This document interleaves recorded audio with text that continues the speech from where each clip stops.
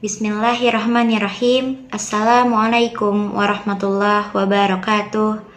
Alhamdulillahillazi arsala rasulahu bilhuda wa dinil haq liyudhhirahu ala dini kulli wa kafa billahi syahida. Asyhadu an la ilaha illallah wahdahu la syarikalah wa asyhadu anna Muhammadan abduhu wa rasuluh alladzi la nabiyya ba'da amma ba'du. Puji serta syukur kita panjatkan kehadirat Allah Subhanahu wa taala yang mana telah bisa memberikan kesempatan saya untuk menjelaskan mengenai wudu dan tayamum. Kata wudu berasal dari kata wudu'un. Wudu merupakan salah satu syarat sahnya sholat. Orang yang akan sholat diwajibkan berwudu terlebih dahulu. Tanpa wudu, sholatnya tidak akan sah. Sementara menurut istilah fikih, para ulama mazhab mendefinisikan wudu menjadi beberapa pengertian. Di antaranya yaitu yang pertama adalah Al-Hanafiyah. Al-Hanafiyah mendefinisikan pengertian wudu yaitu membasuh dan menyapu dengan air pada anggota badan tertentu. Yang kedua ada Al-Malikiyah. Al-Malikiyah mendefinisikan wudu yaitu taharah dengan menggunakan air yang mencakup anggota badan tertentu, yaitu 4 anggota badan dengan tata cara tertentu. Adapun yang ketiga yaitu Asy-Syafi'iyah. Asy-Syafi'iyah mendefinisikan wudu yaitu penggunaan air pada anggota badan tertentu dimulai dengan niat. Dan yang terakhir adalah Hanabilah yang mendefinisikan wudu yaitu penggunaan air yang suci pada keempat anggota tubuh yaitu wajah, kedua tangan, kepala, dan kedua kaki dengan tata cara tertentu sesuai dengan syariah yang dilakukan secara berurutan dengan sisa furud. A'udzubillahi minasyaitonirrajim. Ya ayyuhallazina amanu idza qumtum ila sholati faghsilu wujuhakum wa aydiyakum ilal marafiq wamsahu bi ru'usikum wa arjulakum ilal ka'bayn wa in kuntum junuban fattahharu wa in kuntum marda aw ala safarin aw jaa ahadun minkum minal ghaid aw lamastumun nisaa falam tajidu ma'an fatayammamu sa'idan thayyiban famsahu biwujuhikum wa aydikum minhu ma yuridullahu liyaj'ala 'alaikum min harajin walakin yuridu liyutahhirakum wa liyutimma ni'matahu 'alaikum la'allakum tashkurun. Yang artinya, wahai orang-orang yang beriman, apabila kamu hendak melaksanakan salat, maka basuhlah wajahmu dan tanganmu sampai ke siku, dan sapulah kepalamu dan basuh kedua kakimu sampai ke kedua mata kaki. Jika kamu junub, maka mandilah. Dan jika kamu sakit atau dalam perjalanan atau kembali dari tempat buang air atau menyentuh perempuan, maka jika kamu tidak memperoleh air, maka bertayamumlah dengan debu yang baik atau suci. Usaplah wajahmu dan tanganmu dengan debu itu. Allah tidak ingin menyulitkan kamu, tetapi Dia hendak membersihkan kamu dan menyempurnakan nikmat-Nya bagimu, agar kamu bersyukur. Quran Surat Al-Maidah ayat 6. Juga didasarkan pada hadis Nabi SAW. Qala Rasulullah SAW, la tuqbilu shalah man ahdasa hatta yatawadda. Rasulullah SAW bersabda, Allah tidak menerima salat orang yang berhadas sebelum ia berwudu.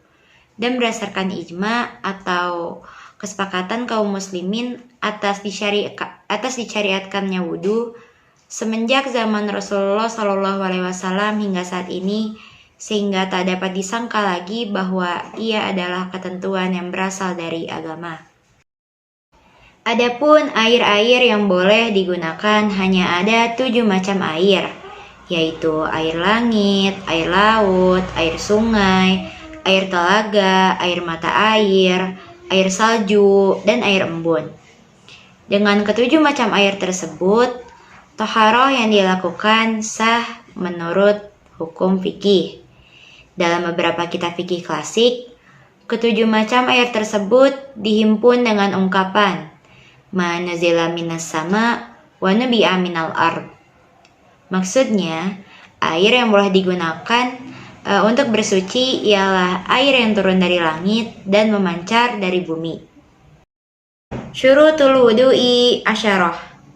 Al-awwal al-islam, as-tsani at-tamyiz, as-tsalis an-niqa'u 'anil haid wan nifas, ar-rabi amma yamna'u wusulul ma'i ilal basyarah, al-khamis an la yakuna 'alal aduwi ma yughayyirul ma'a, as-sadis al-ilmu bi fardiyatih, as-sabi an la ya'taqid fardan min furudihi sunnah, as-samin al-ma'ut tahur, at-tasi' duhulal waqti, wasyar al-muwalah lidaimil hadas.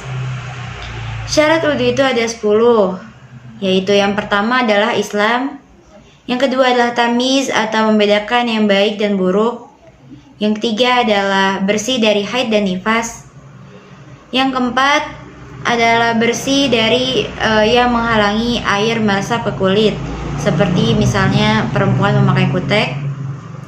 Yang kelima adalah tidak ada anggota wudhu yang merubah air suci. Yang keenam adalah mengetahui wajibnya wudhu. Yang ketujuh adalah tidak meyakini sunnah sebagai wajibnya wudhu. Yang delapan adalah airnya wajib suci. 9. Masuk waktu, dan yang ke-10 adalah mualah atau berkesinambungan bagi yang sering berhadas.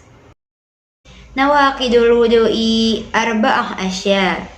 Al-awwal al-kharij min ahadis sabilaini min qubulin aw duburin, rihun aw ghairuh illal maniyah. Asani zawalul aqli binaumin aw ghairih illa qaidin mumakkin mu'taqadatah minal ardi.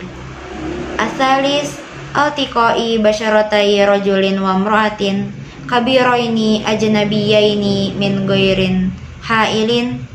Ar-rabi masyuku bilil adami au khalqati duburihi bibatnir rohah au butunil asabi. Hal-hal yang membatalkan wudhu itu ada 4, yaitu yang pertama adalah apapun yang keluar dari salah satu dari 2 jalan, yaitu yang pertama adalah kubul atau yang biasa kita sebut jalan depan atau kemaluan, atau dubur yang biasa kita sebut jalan belakang atau anus, baik itu kentut atau lainnya kecuali keluarnya air mani. Yang kedua adalah hilangnya akal dengan tidur atau lainnya, kecuali tidurnya orang yang duduk sambil mengokohkan duduknya di lantai. Adapun yang ketiga yaitu adalah bersentuhannya 2 kulit antara kulit lelaki dengan kulit perempuan dewasa yang bukan mahram tanpa pembatas.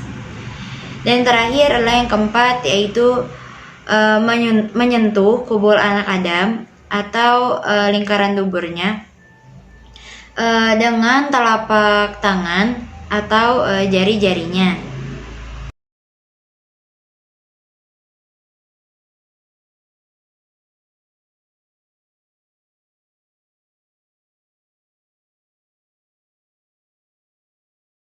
Tayamum secara bahasa berarti al-qasdu, yang artinya berniat atau bermaksud.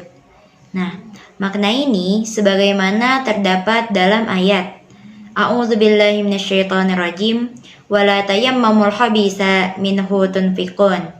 Dan janganlah kamu berniat memilih yang buruk-buruk lalu kamu menafkahkan daripadanya. Quran Surat Al-Baqarah ayat 267. Sedangkan secara istilah, tayamum bermaksud menggunakan sa'id atau yang biasa disebut debu atau tanah untuk mengusap wajah dan kedua telapak tangan dengan niat untuk melaksanakan sholat dan ibadah yang lainnya. Ini tertera dalam buku Fikih Sunnah jilid 1 ayat 57. A'udzu billahi minasyaitonir rajim. Falam tajidu ma'an fatayammamu sa'idan thayyiban famsahu biwujuhikum wa aydikum min. Yang artinya, lalu apabila kamu tidak memperoleh air, maka bertayamumlah dengan tanah yang suci. Usaplah mukamu dan tanganmu dengan tanah itu. Quran Surat Al-Ma'idah ayat 6. Dan adapun dari hadis dari Jabir radhiyallahu anhu, Nabi Shallallahu alaihi wasallam bersabda, "U'titu khamsan lam yu'tahunna ahadun minal anbiya'i qabli, nasirtu birru'bi masirah syahrin, waju'ilat lil ardu masjidan wa tahuran, fa ayyuma rajulin adrakathu shalah falyusalli, wa uhillat lil ghanaim, wa lam tahillu li ahadin qabli, wa ataitu syafa'ah, wa kana nabiyyu yub'atsu ila qaumih khassah, wa bu'istu linnas amma." Nah, artinya, aku dianugerahi 5 perkara yang tidak pernah diberikan seorang pun dari rasul-rasul sebelumku.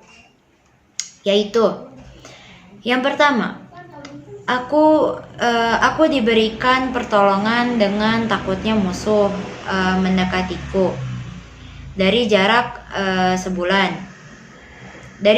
Dari jarak sebulan perjalanan. Yang kedua, dijadikan bumi bagiku sebagai tempat sholat dan bersuci, yaitu untuk bertayamum. Maka siapa saja dari umatku yang mendapati waktu sholat, maka hendaklah ia sholat. Adapun yang ketiga, yaitu dihalalkan rampasan perang bagiku, dan tidak dihalalkan kepada seorang nabi pun sebelumku. Yang keempat, dan aku diberikan kekuasaan memberikan syafaat, yaitu Nabi SAW, Nabi Muhammad, dengan izin Allah. Dan yang kelima, nabi-nabi diutus hanya untuk kaumnya saja, sedangkan aku, yaitu Nabi Muhammad, diutus untuk seluruh manusia. Muttafaqun alaih, hadis riwayat Bukhari nomor 438 dan Muslim nomor 521 sampai 523. Asbabut tayammumi salasah. Al-awwal faqdul ma'i, asani al-marad, as-salis al-ihtiyajahu ilaihi li'atashi hayawani muhtarim. Sebab-sebab terjadinya tayamum itu ada 3, yaitu yang pertama adalah tidak adanya air, yang kedua adalah sakit, dan yang ketiga adalah airnya dibutuhkan untuk memberi minum binatang atau makhluk yang kehausan yang muhtaram atau yang dimuliakan oleh syara.